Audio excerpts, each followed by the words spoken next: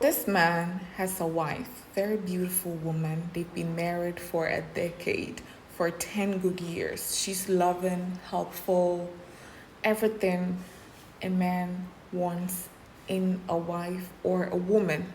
But they have one problem: the woman is barren. But then the husband says he's fine with it. We are good, don't worry. God, in His own good time, will give us a child.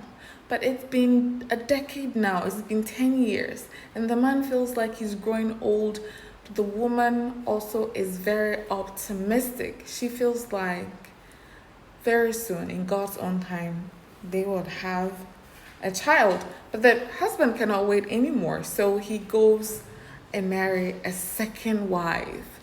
Now he married the second wife by informing the wife. But when he informed the wife, the second to be wife was already pregnant. The first wife had no choice but to accept it. But since then, her attitude was not as good as before. Before, she was so helpful and she would financially help her husband. But since the husband remarried, she stopped doing all that.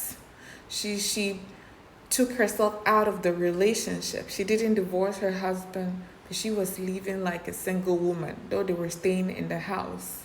She alienated herself from them. So some years passed by and the husband got really sick.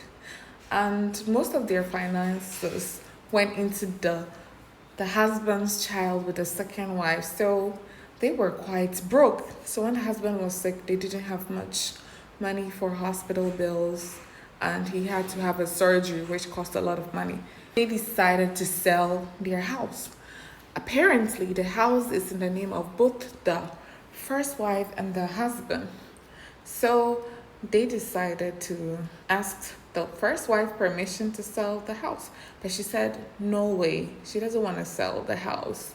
But later they persuaded her, and when persuasion didn't work, they threatened to take her to court, which they did. When they went to court, the judge ruled in favor of the wife. They were to sell the building and she will get half of the profits.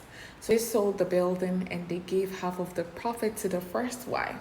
She moved out alone to stay somewhere. She didn't add some of her money for the operation or surgery of her husband. She was, like I said, living as if she was no longer in a marriage or anything.